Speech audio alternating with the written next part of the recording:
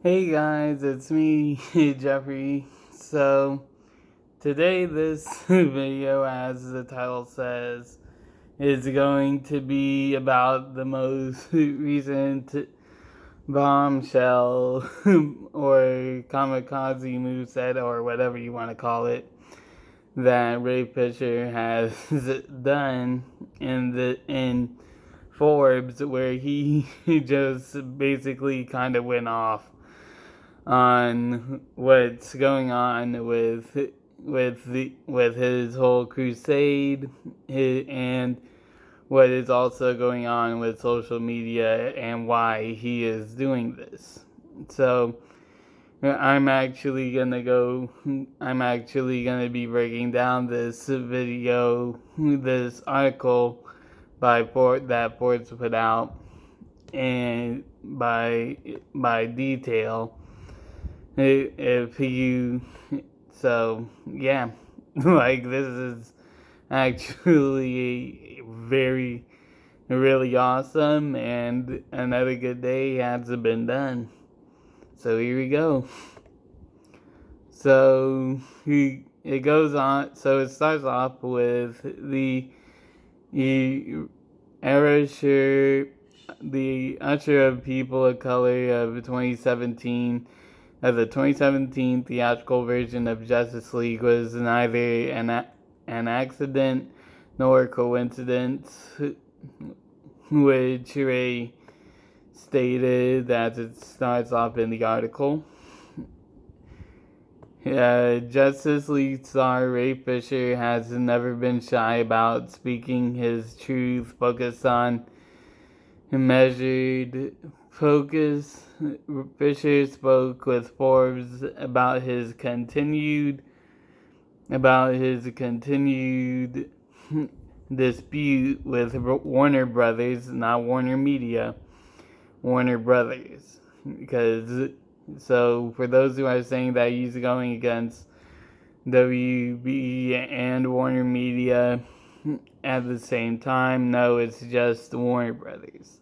So just to state that fact out of the way, it's just Warner Brothers.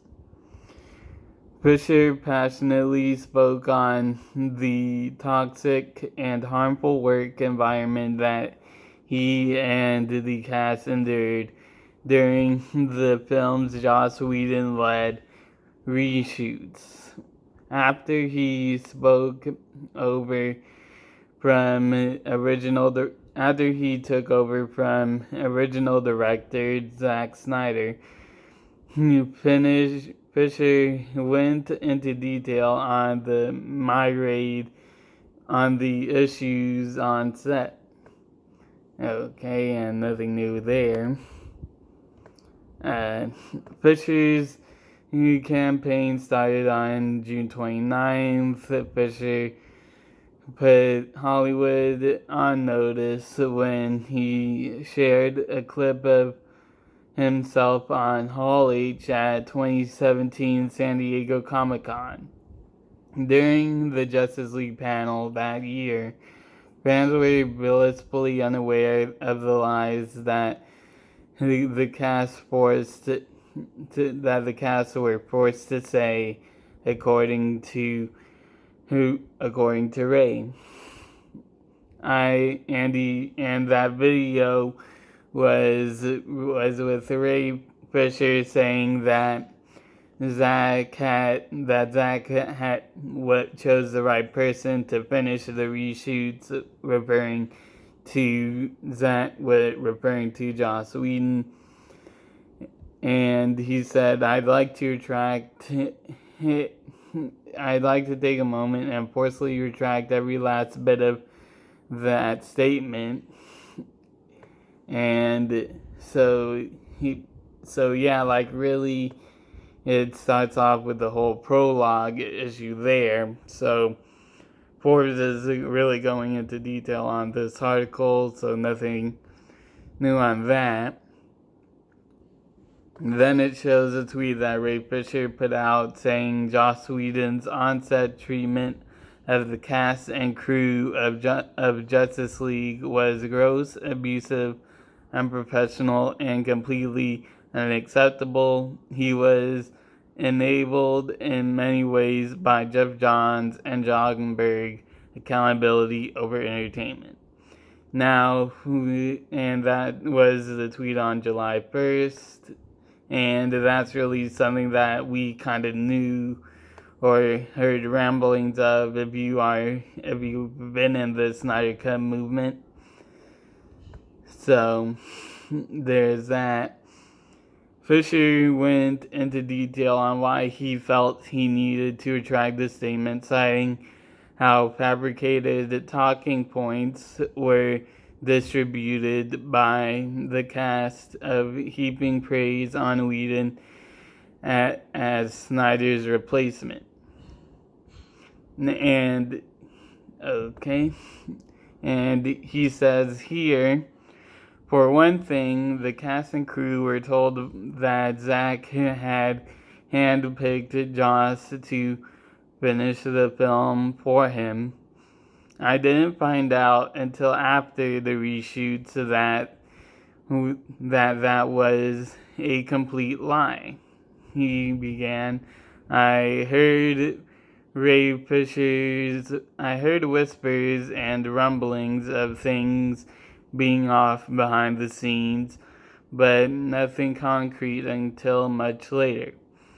They had us go out into San Diego Comic-Con in 2017 and say Zack handpicked it and that Joss was a great guy.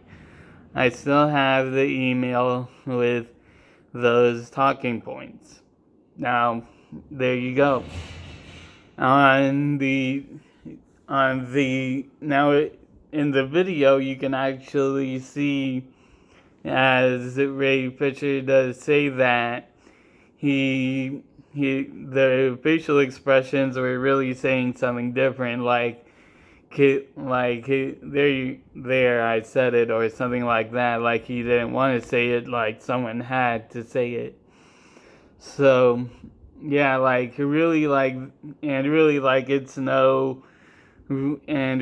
don't believe that in Hollywood it's no difference that there's talking points that are given to them in interviews, but given this is a different circumstance, yeah, it's a completely different circumstance.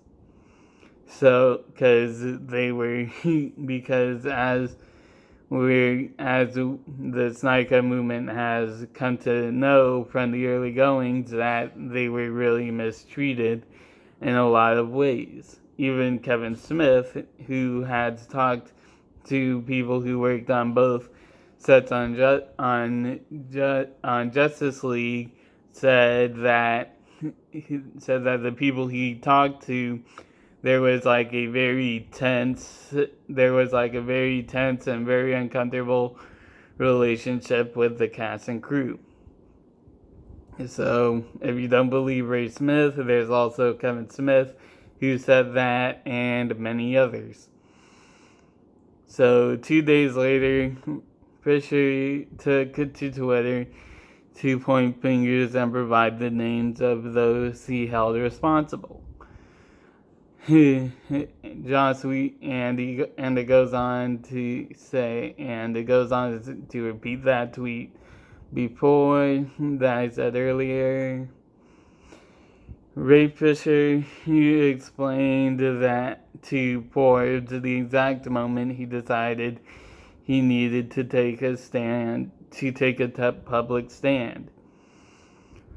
What set my soul on fire and forced me to speak out about Joss Whedon this summer was becoming informed that Joss had ordered that the complexion of an actor of color had be changed in post-production because he didn't like the color of their skin tone. The Fisher firmly stated, "Man, with everything 2020's been, that was the tipping point for me.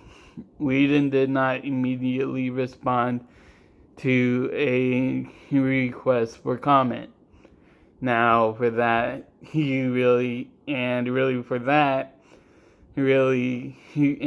that really kind of context with what Ray Fisher stated, we'll go into that in the article more. You can actually see that in the people that were cut, who with Ray Fisher's role being completely cut. You can also see it with his Cyborg's mom being completely cut out of the movie, Iris West completely cut out of the movie, and even Adam, Ryan Choi, and Zhang, who played as Adam, who was Asian, who was also cut completely out of the film. So you can really tell that there's actually a very good pattern being shown in there. And for Joss Whedon not commenting, you could say, oh, he really doesn't have time for that. When really, no, if you actually do check his Twitter, he's actually very vocal on stuff. And also, if you check his likes, let's just say that they're pretty weird and move on from there. So, yeah. After Zack left Justice League's production in early 2017, following a family tragedy, Warner Brothers brought in Joss Whedon to conduct reshoots that heavily altered the original film. The cast of the film was taken aback by the things that happened in Snyder's absence. Yet, the cast was not aware of how bad things were about to get. Ray said, "You would not understand. Zack has stepped away to be. You've got to understand. Zack stepped away to be with his family. We wanted to give him space to do that. And he and I didn't speak for about a year after he left." Now, for those who are saying that, oh, he's just doing this because he's Snyder's boy or whatever, like, that's the thing. Like, they didn't talk for a year after hold on, wow, let me fix the camera. Like, that's the thing. They didn't speak for each other for a year after Autumn's death, which really you can really understand. So Zack didn't know what was going on behind the scenes at all while he was gone, because the cast and crew wanted him to have his space and his time to grieve for Autumn's death. Rest in peace, Autumn. Fisher went on to explain how abusive and unprofessional atmosphere was cultivated behind closed doors even before Snyder departed the project. Now, also, we did hear this, that there were ramblings on that there was a history also before Snyder left that Jeff Johns wanted to do his own faction, had his own faction he wanted to be the head of the DC movies, which in a way Jeff Johns kind of got. But now with Zack Snyder's Justice League coming out, like I said, like I made a video earlier stating that with a clean slate, with Zack being back, it also, with everything, with how Ray Fisher, Zack Snyder coming back, what Andy did say is and I'm gonna say that what Andy said is actually kind of true. There is a civil war. He is right about one thing. Andy Signor is right about this. There is a civil war going on in WB and Warner Media.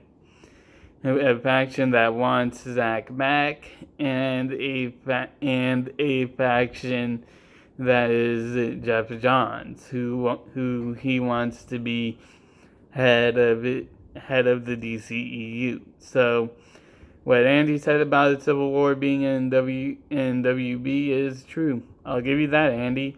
Thumbs up. So here we go. Prior to Justice League reshoots, Ray Fisher said prior to Justice League reshoots progress, blatantly racist conversations were had and entertained on multiple occasions by former and current top-level executives at Warner Brothers Pictures. Now, once again, he's saying Warner Brothers and not Warner Media and not AT&T. It's just, and not Warner Media. He's just saying Warner Brothers Pictures, not Warner Media, just Warner Brothers. So just to get that clear. And then he continued on, decision makers who were, and Ray Fisher continues, decision makers that participated in those racist conversations were Jeff Johns, John Berg, and current Warner Brothers Group head chairman, and this is a new name now. Who Warner Brothers Group chairman Toby Emmerich. Now that's really something. Now, he alluded to that, and I made a tweet earlier saying that that I saw this coming, that Ray Fisher was basically climbing the corporate ladder from Joss Whedon to Jeff Johns to John Berg, and now with another name and now the top name being Toby Emmerich. And so, yeah, really, I was right on that with saying that he was actually going at Toby Emmerich as well by climbing the corporate ladder to the quote final boss. So there's that. I realized that the notes, Ray says, that the notes I ended up getting from Johns during reshoots were just a coded version of the racist things that he was saying from behind closed doors with the other execs, Ray Fisher alleged. Now that's the thing, for that part he was just alleging on that aspect of it, which once again, if you really do think about it, with a lot of the cast that weren't white, or really just that were completely sidelined throughout the whole thing. So Ray Fisher does have the right to allege that it was really kind of a race issue in that as well. A lot of what and Ray says a lot of these guys were doing a lot of what these guys were doing was in an effort to prevent themselves from being fired during AT&T's merger with Time Warner.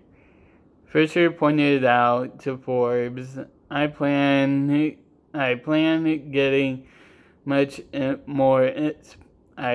to get much more specific info about each.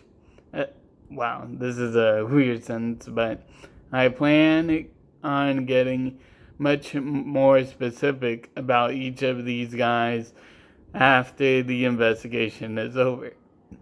So right there, he right there he says, yeah, I do hear you guys wanting more info on what's going on, and for people who are like Jody or he, who are like Jody's Corner or Andy Signor, who are saying, give us the details, man, give us the details. You're not giving us any details. I'm not with you. All in good time, all in good time, all good things for those who wait. So, so yeah, for those who are wanting more specific details on that, just wait. The details, it's not time yet for the specifics to come out. So, yeah, so this interview is just the abridged version. So, once again, like, this is just like a abridged version. So for those who are expecting a lot more details and more specifics of what was said and what was done, this is not the article for you. This is not the time. Like I said, Ray knows what he's doing. He's obviously been through this before, and he's very smart about this. While Fisher was already aware of the alleged whitewashing, he didn't become aware of the racist conversations until after he started speaking out. And then he says, these conversations were reported to me by people in the room. So he has talked to people in the room that were in those conversations. And I wasn't, and he continues, I wasn't aware until after I had spoken out about Joss Whedon. So really, once again, for those who are saying, oh, he knew this, if he knew this the whole time, why didn't he say this before in 2017? Oh, and really, that's the thing. He didn't know. If he did know about it earlier, I'm probably sure he would have came out earlier and said it.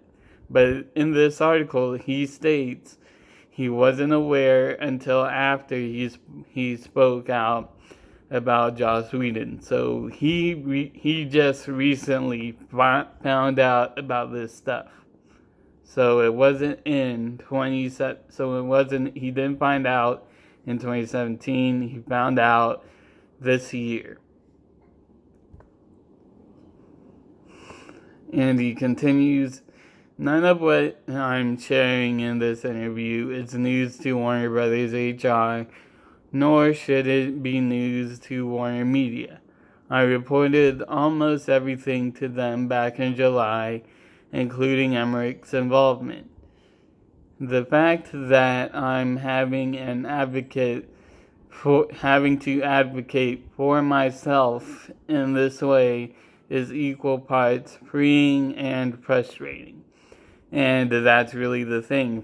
And really what that tells me is that he is both glad and frustrated that he is doing this because of the people who are saying, oh, he's not saying anything. Oh, if there was more people, then I would believe him, yada, yada, yada. And he knows this. It is very frustrating for him, but also very freeing, as he said. So for people who are saying, dude, just come out and say it, and he's like, no, I want to, but right now is not the time, and that's very hard for me. So that's what he's saying right here. Outside of Fisher, multiple actors of color had their roles completely removed or heavily reduced in Justice League. Now, yes, this is what I was talking about earlier. Let's go down the roles. The role, and it goes on to name drop some roles. The role of Ryan Choi, played by Zhang Kai, was cut, who played as Adam, who Zach has said had a small arc. Joe Morton, who played as Cyborg's father Silas, who was in the movie, but who had his role mostly cut and reshot. Yes, because as you know, in that trailer, you did see Silas die. So that was completely different from the 2017 version, or as we know it as the Snyder movement calls it, Justice League. His role was completely different. While Zack Snyder included a diverse cast of characters, many of them had roles significantly altered or disappeared from the film altogether before it appeared in theaters. Yes.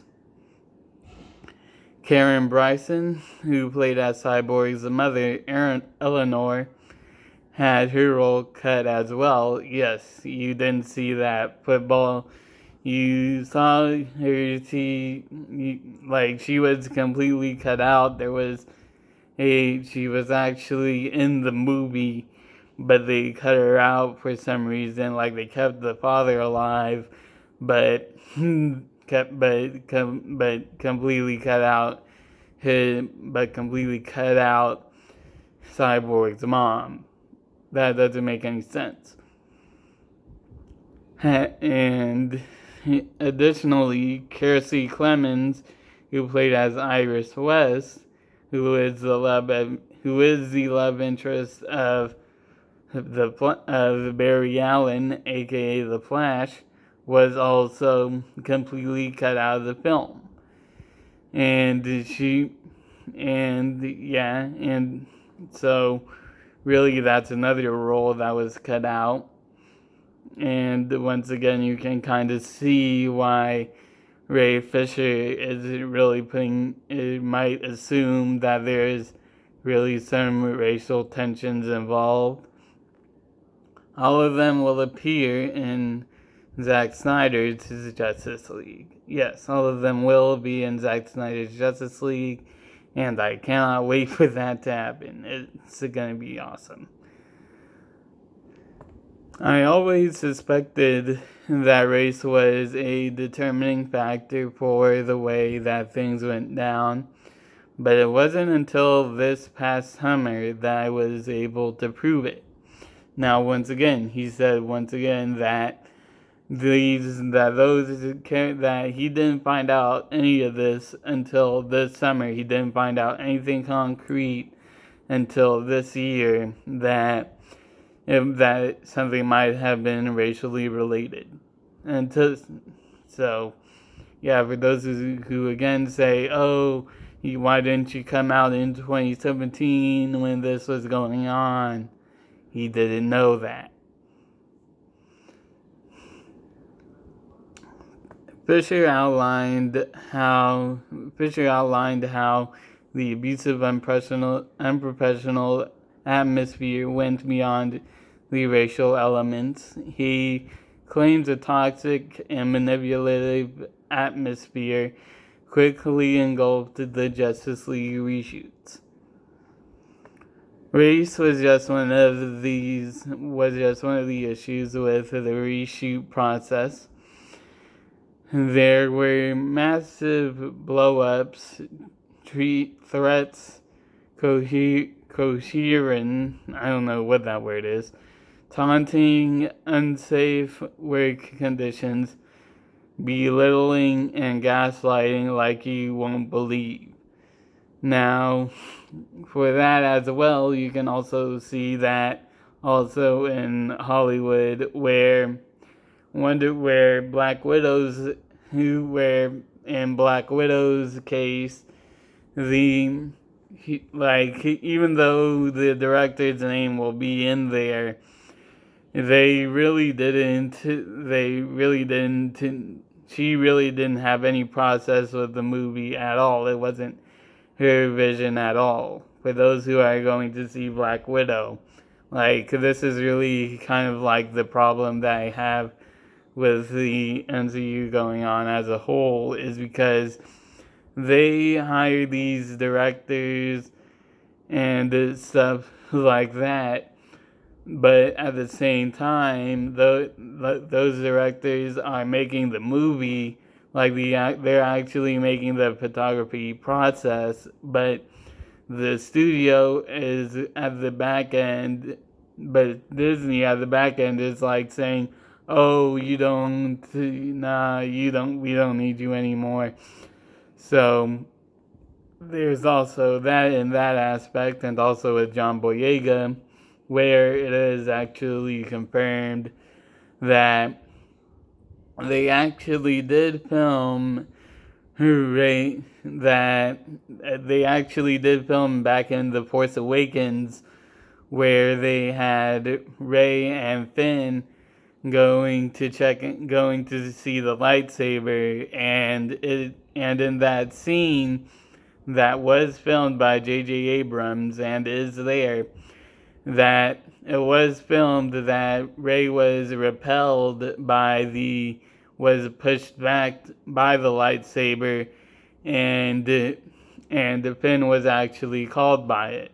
So, in a way, it's somewhere out there in the so really, like, somewhere out there in the multiverse, you do have a trilogy that has John Boyega being the star and a Jedi throughout the entire sequel trilogy. So really, like, this is like nothing new. Like, Disney is like full of it in that aspect. So let's continue on.